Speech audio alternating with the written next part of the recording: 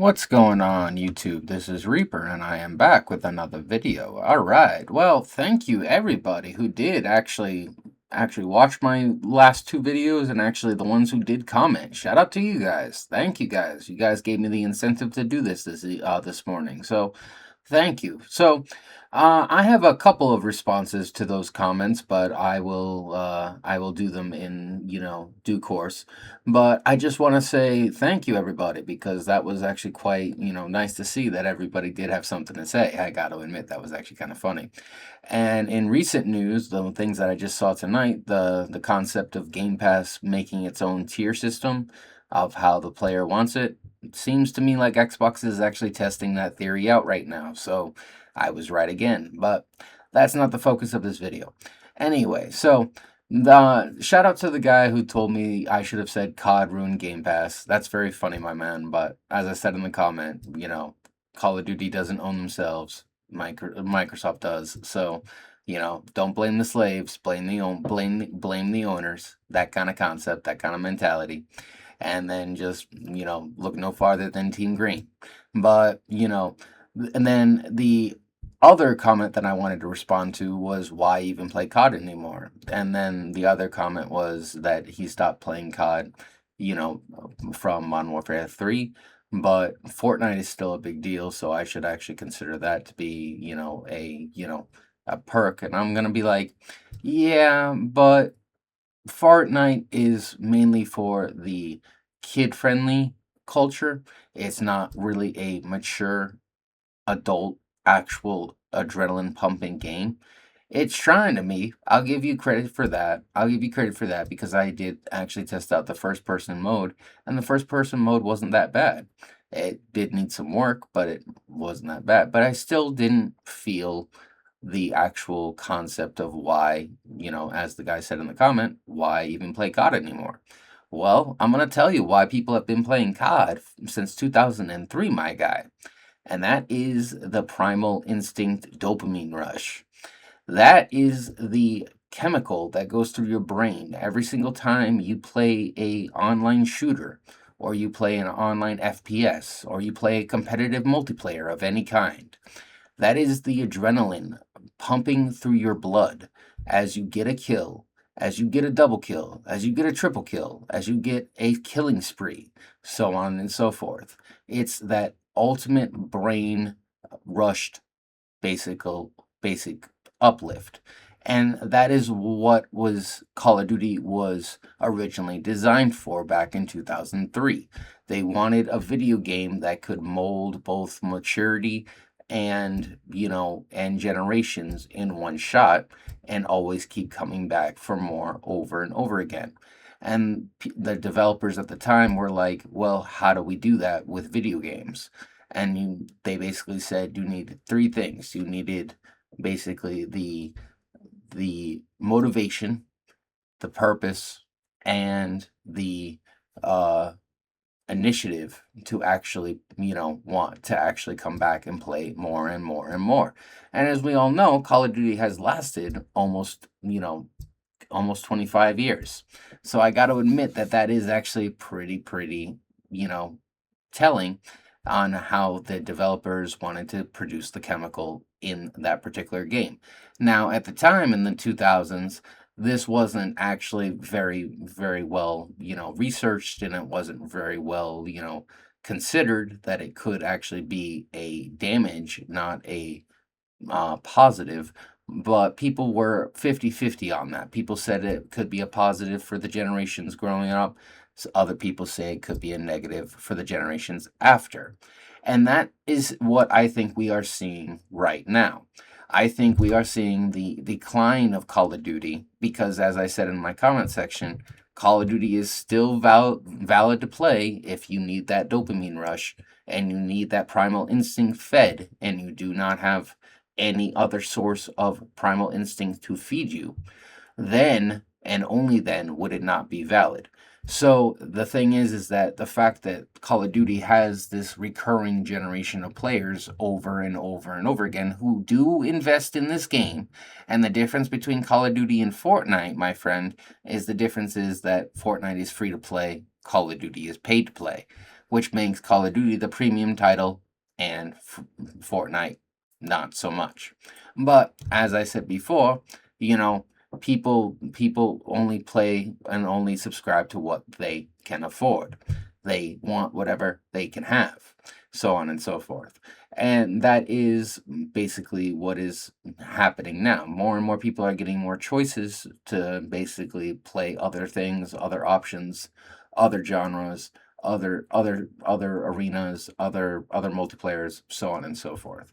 And people were, talking about how Call of Duty basically was not the, was not what was gonna kill Game Pass. And I'm like, yeah, you might be right because there are other games on Game Pass that do support it, but they are, like I said, not a valid, you know, year after year, infinite well of actual replayability. The other games that are on Game Pass are just one and dones. And trust me, my friends, I have over 106,000 gamer score. So because I have over 100 now, I understand which games are one and dones and which ones might be replayable because I have played over 800 of those titles.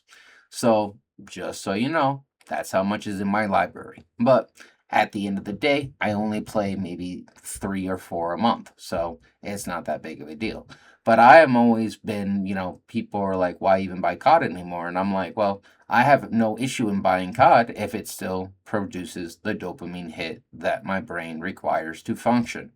So as long as I am actually getting doubles and as long as I am getting kills in general, I really don't care what the game itself has to offer. And that goes for any type of game. Take Battlefield 6, for example. That produces the dopamine hit. It produces a lot stronger hit because the game is a lot more complicated to learn and master. But once you actually do understand and master the game, even if you're not good at it and you get a kill every once in a while, you do feel that rush. So my main thing would be is that certain games are built for the dopamine high, and then other games are just meant for the casual high. Now, the casual high seems to be what Asha Sharma wants to focus on, and not so much the games that, produce high dopamine hits.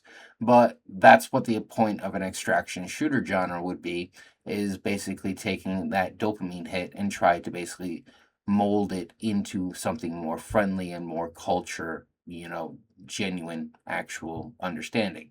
So the thing is that, because she wants to basically make it more, you know, culture friendly, because she wants to make it more, you know, casual friendly, she's gonna she's gonna start hitting on the games that are basically too mature to be put on the market or put on Game Pass in general.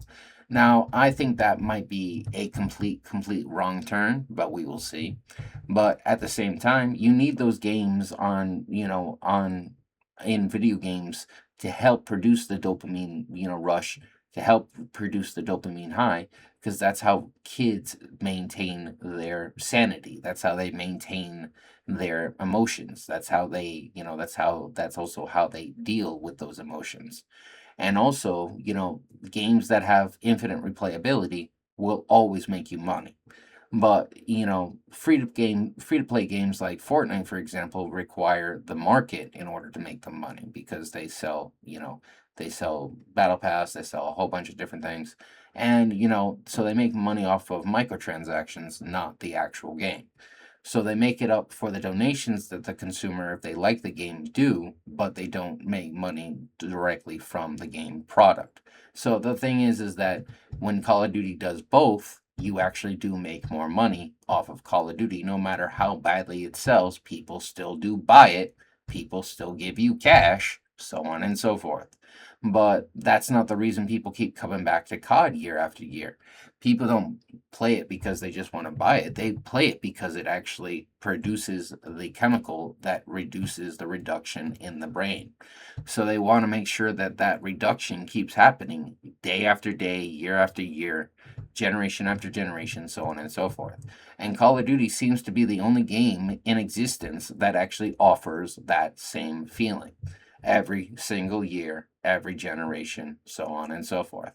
Now, going back to the 2000s, I will say that originally I was not allowed to play Call of Duty until Modern Warfare. So until Modern Warfare 4 came out, I only had my stepfather actually playing the Call of Duty games, and he had the originals. He had Call of Duty 1, Call of Duty 2, and Call of Duty 3, all basically in physical form. And then when Modern Warfare 4 came out, I was finally allowed access to play it. And I think I was in freshman year. I think that's where I was. Yeah, I was in freshman year of high school. So, and then that's when I got it. That's when I first got introduced to Call of Duty. It was Modern Warfare 4 and then forward. But since I have been playing Call of Duty almost pretty much 20 years now, I got to say that, the concept is that, this game produces the body's, relief for that reaction chemical in your brain that produces the primal instinct. And if you keep that contained and you keep that controlled with games, for example, or with alcohol or with substances or so on and so forth, just an example, then you actually do not have, you have less high street crime, sorry, and less, public crime in general because kids are not producing, actions. They are basically glued to a screen, and basically enjoying the infinite amount of, basically dopamine that is basically running through their brain every single time they play that same title or genre over and over and over again. But, everybody in the comment section had good points. I don't disagree with any single one of them. I did give my responses to them. And if you guys watch this version and actually do comment, I will respond by the time I actually do, surface again. So, keep up the interest because I will keep making more videos just like it. But at the end of the day, yeah, Call of Duty was produced to basically control, young children behavior through adolescence to adulthood. But then after adulthood, it becomes different because the dopamine high gets stronger for your brain to need to control. And that is where I play Battlefield 6. So that is kind of the idea. So since my child brain is no longer functioning and now I have my adult brain functioning, I need a higher dose of that actual relief. And that relief, it really is only done in Battlefield games, I gotta say. So, and I gotta admit, Battlefield 6 was hard to learn, but once I learned it, I'm almost completely done with my badges. But I just need, I already have one gun elite. I just need 3 more. And I'm on my second one right now, and I have 5 more levels to go on that gun. So at the end of the day, this video game, industry is all about that chemical relief. It's not about fun. It's not about casual pay. It's not about subscriptions. It's legitimately about keeping your brain functioning properly. And that is the dose of dopamine. Later.